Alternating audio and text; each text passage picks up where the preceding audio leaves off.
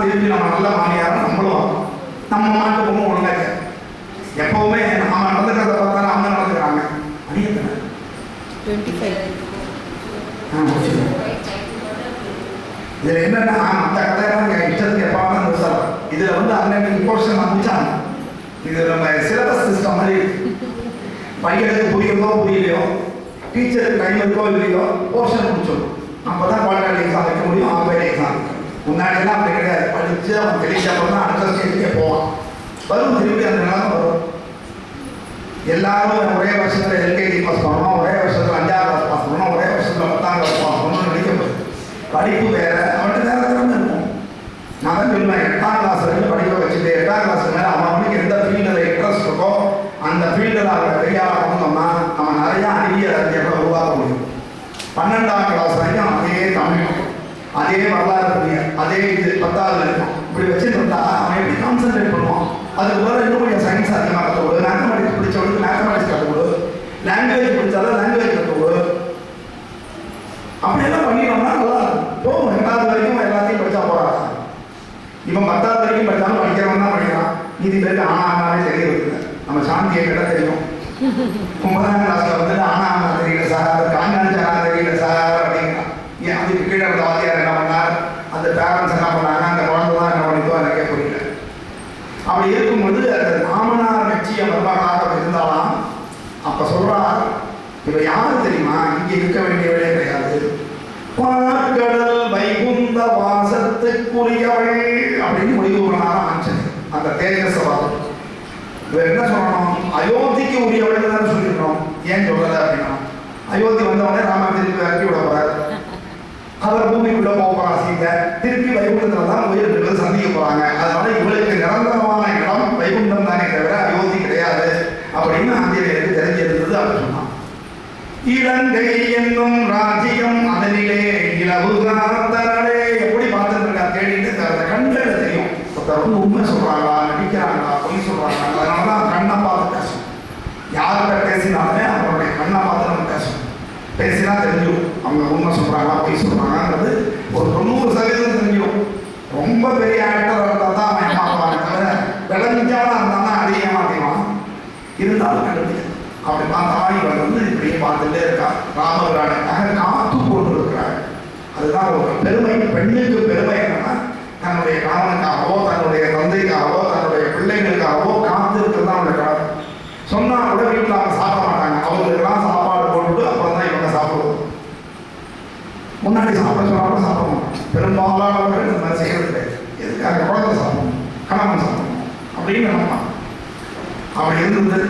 அப்போதான் இன்னொரு முக்கியமான விஷயம் இருக்கு. புதிய பார்க்க அதாவது எல்லாமே ஒருத்தர் சொல்லி கொடுக்கணும் அதுதான் கிடையாது. நம்ம ஆழ்ந்து பார்த்தோம்னா நமக்கே ஞானம். ஒரு விஷயத்தில் ஈடுபடதான் நீங்கள் பட்டிமன்றத்துக்கு இறங்கினோம்னா அது பல விஷயம் இருக்கு. அதே மாதிரி கோவில் விஷயத்தில் இறங்கிங்கன்னா கோவில் விஷயம் பார்த்து தெரிஞ்சிடும். ஆன்மீக சொற்பொழிவுகள் நிறைய கேட்டீங்கன்னா அதில் நிறைய விஷயம் தெரிஞ்சிடும்.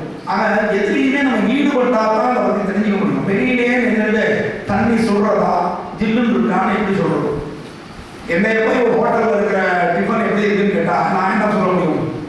சாப்பிட்டா உங்களை கேட்டு தான் சொல்லணும். இங்கேயே நான் லஞ்ச் அரேஞ்ச் பண்ணேன்னா நைஸாக வந்து ஒரு 4 பேர் கேட்டுவேன் எப்படி இருந்தது, எந்த இடத்துல என்ன பிரச்சனை, அப்புறம் அப்படியே என்ன சொல்லிடுவேன் நான் சாப்பிட்ட மாதிரி.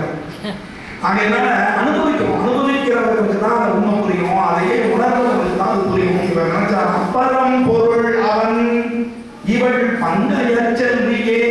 அவன் தான் அந்த பரம்பொருள் ஸ்ரீமன் நாராயணன் தான். இவ யாரு? பங்கைய செல்வி. தாமரையில் உட்கார்ந்து இருக்கக்கூடிய மகாலட்சுமி. நாளைக்கு அருமையான தாமரை டான்ஸ் இருப்பாங்க. பியூட்டிஃபுல் அஷ்டலட்சுமி டான்ஸ் நாளைக்கு சூப்பராக நடக்கும். இன்னும் 10 பேர் கூட்டிடுவாங்க. வரம் தரும் தாய் இவள் வரலட்சுமியே. எப்பவுமே தாயார்கிட்ட தான் நம்ம எதையுமே கேட்டு பெற முடியும். வீடுகள்லையும் அதே தான். நேரடியாக போய் அப்பாட்ட கேட்க மாட்டாங்க.